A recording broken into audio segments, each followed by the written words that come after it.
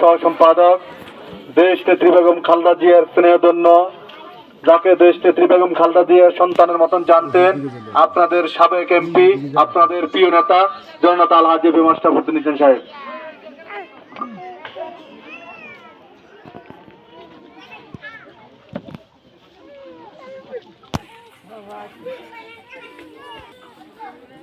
বিসমিল্লাহির রহমানির রহিম। দেশ নেত্রী বেগম খালেদা জিয়ার মৃত্যুবরণ উপলক্ষে আজকের এই দোয়া মাহফিলের উপস্থিত আছেন আমাদের মার্টিন ইউনিয়নের সুযোগ্য সভাপতি ডাক্তার আলী আহমদ, উপস্থিত আছেন মার্টিন ইউনিয়নের বিএনপি মহিলা দল অঙ্গ সহযোগী সংগঠনের নেতৃবৃন্দ, আমার সাথে আছেন বিএনপির লক্ষ্মীপুর 4 আসনের media manager barrister Rezaul Karim, আমার সাথে আছেন বিএনপির লক্ষ্মীপুর জেলা কমিটির অন্যতম নেতা, আমাদের কমলনগর উপজেলার বিএনপির নেতা কর্মীদের মুরব্বী, বাংলাদেশ ব্যাংকের সাবেক ডিজিএম প্রফেসর নুরুল ইসলাম সাহেব, আমার সাথে আছেন উপজেলা বিএনপির সংগ্রামী সভাপতি নুরুল হুদা চৌধুরী, সাধারণ সম্পাদক এম দিদার হোসেন, উপজেলার বিএনপি অঙ্গ সংগঠনের সহযোগী সংগঠনের নেতৃবৃন্দ, এই বাজারের ব্যবসায়ী ভাইয়েরা এবং আমার প্রিয় মা ও বোনেরা, আপনারা আমার পক্ষ থেকে, আমার প্রিয় নেতা জনাব তারেক রহমানের পক্ষ থেকে শুভেচ্ছা সালাম গ্রহণ করুন। আসসালামু আলাইকুম ওয়া রাহমাতুল্লাহি ওয়া বারাকাতুহু।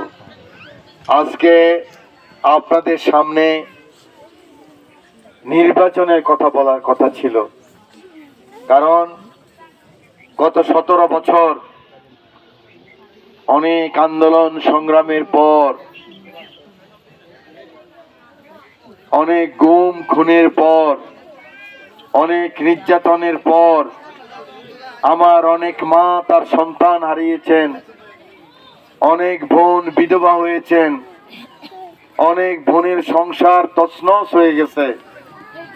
এরকম কঠিন আন্দোলন সংগ্রামের পর গত বছর 5ই আগস্ট আমরা এক নতুন বাংলাদেশ পেলাম, গণতান্ত্রিক বাংলাদেশ পেলাম, যেই বাংলাদেশে আগামী 12ই ফেব্রুয়ারি একটা নিরপেক্ষ সরকারের মাধ্যমে নির্বাচন হবে।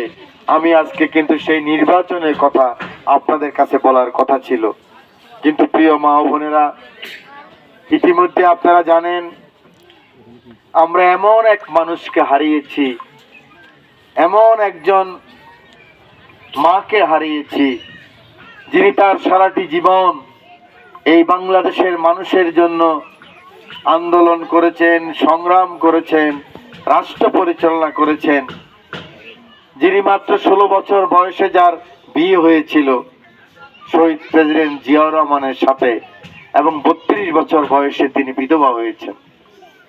মা বোনেরা, আপনারা নারী, আপনারা একটু চিন্তা করেন, একজন মেয়ে যখন 32 বছরে বিধবা হয়, তার যখন 2টা শিশু সন্তান থাকে, তখন পুরো আকাশ তার মাথায় ভেঙে পড়ে, তার সামনে তখন শুধু অন্ধকার থাকে।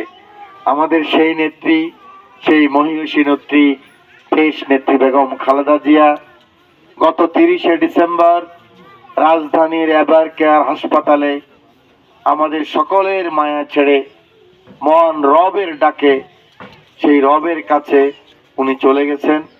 আমরা এই মহান নেত্রী ইন্তেকাল করেছেন, ইন্না লিল্লাহি ওয়া ইন্না ইলাইহি রাজিউন। আজকে সেই মহান নেত্রীর জন্য আমরা মিলাদ পড়ব, আমরা দোয়া করব। উনি এমন এক মহিষী নারী ছিলেন যিনি 32 বছরে বিধবা হওয়ার পর ওনার সন্তান লালন করাই ওনার কাজ ছিল। কারণ উনি আপনাদের মতো একজন স্বাভাবিক নারী। উনি জীবনে কোনোদিন দুই একবারে বেশি বিদেশেও যান নাই। একজন স্বাভাবিক নারী ছিলেন উনি, আমাদের মা খালাদের মতো ছিলেন। কিন্তু মানুষের ডাকে, রাষ্ট্রের প্রয়োজনে, গণতন্ত্রের জন্যে উনি কিন্তু রাস্তায় নেমে এসেছিলেন। 10 বছর এরশাদের বিরুদ্ধে রাস্তায় উনি সংগ্রাম করেছেন, আন্দোলন করেছেন।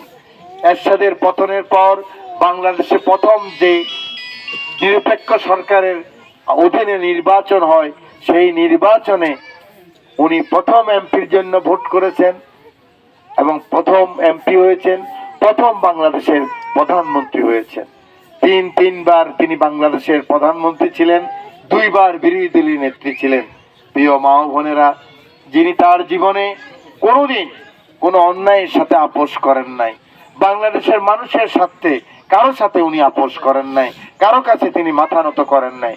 এবং একটানা গত সরকারের আমলে 5 বছর উনি জেলে ছিলেন। জেলে থাকা অবস্থায় উনি চিকিৎসা পান নাই। চিকিৎসা না পাওয়ার কারণে ওনার কিডনি, ফুসফুস, লাংস সবই আস্তে আস্তে নষ্ট হয়ে গিয়েছে। সরকার ওনাকে বলেছিলেন যে উনি যদি সরকারের সাথে একমত হন, উনি যদি দেশ থেকে চলে যান আর দেশে ফেরত না আসেন, সেক্ষেত্রে ওনাকে মুক্তি দিয়ে দেবে। উনি বলেছেন, বিদেশে তো আমার কোনো ঠিকানা নাই, বিদেশে তো আমার কোনো সম্পদ নাই, বিদেশে তো কোনো আমার বাড়ি গাড়ি নাই, এই বাংলাদেশেই জন্মগ্রহণ করেছি, এই বাংলাদেশেই আমি মরবো। প্রিয় মা ও বোনেরা, সেই বাংলাদেশের মানুষই গত 31শে ডিসেম্বর ঢাকা শহর একটা জানাজার শহর হয়ে গেছে।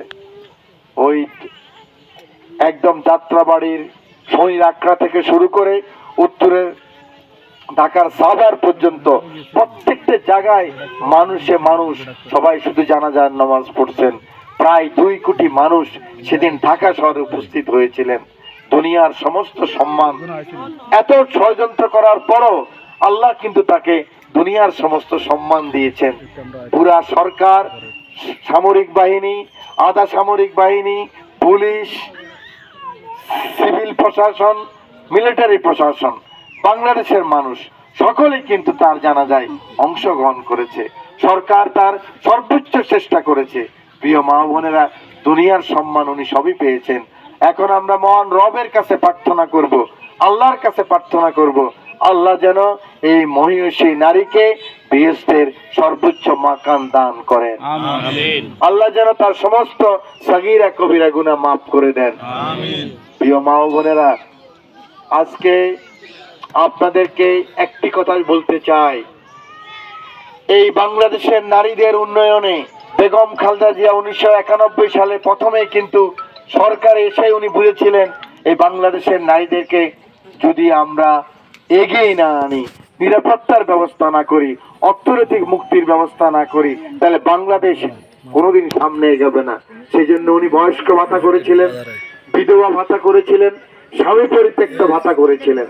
উনি যে মেয়ে স্কুলে পড়বে তার জন্য অবৈতনিক করেছিলেন। এক পরিবারে 2টা মেয়ে পড়লে সেই মেয়েদের জন্য স্টাইপেন্ডের ব্যবস্থা করেছিলেন। দেশনেত্রী বেগম খালেদা জিয়া তার সারা জীবন মানুষের জন্য কাজ করে গিয়েছেন। জীবনে কোনোদিন অন্যায়ের সাথে আপোষ করেন নাই, দুর্নীতির সাথে কোনোদিন তিনি যুক্ত হন নাই। প্রিয় মা বোনেরা, আজ তার সন্তান, একমাত্র সন্তান, আরেক সন্তান তো আপনারা জানেন, আরাফাত রহমান কোকো ছিলেন ওই তখনকার 11 সরকারের অত্যাচারে, নির্যাতনে তিনিও ইন্তেকাল করেছেন। পুরা জিয়া পরিবার বাংলাদেশের মানুষের জন্য কাজ করেছেন। সব সময় ওনাদের প্রতি নির্যাতন করা হয়েছে, অত্যাচার করা হয়েছে। প্রিয় মা ও বোনেরা, আজকে তারেক রহমান বাংলাদেশে একটা পরিকল্পনা নিয়ে এসেছেন। আমাদের রাজনীতিবিদরা আমরা এতদিন বলতাম আমরা এই স্বপ্ন দেখি, এই স্বপ্ন করব, এটা করব, সেটা করব, কিন্তু না, তারেক রহমান এখনো বললেন আমি এবং আমরা মিলে বাংলাদেশের মানুষের জন্য আমরা পরিকল্পনা করেছি। We have a plan, I have a plan. ওনার বক্তব্য হয়েছে I have a plan, we have a plan.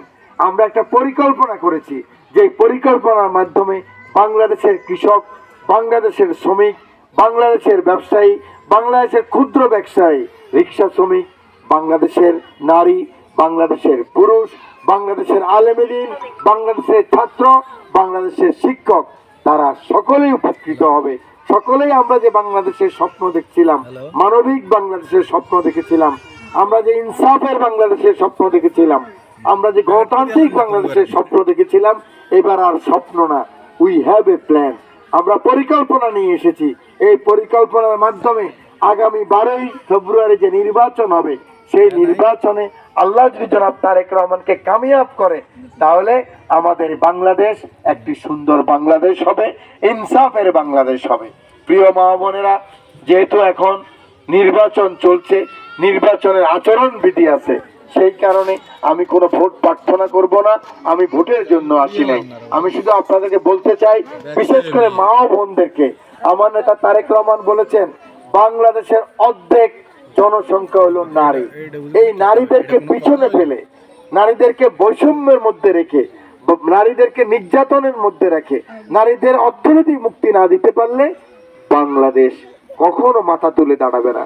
সেই কারণে ওনার যে 31 দফা সংস্কার প্রস্তাব, জনাব তারেক রহমানের যে 31 দফা সংস্কার প্রস্তাব, সেই 31 দফার দফা নম্বর 24 হলো ফ্যামিলি কার্ড।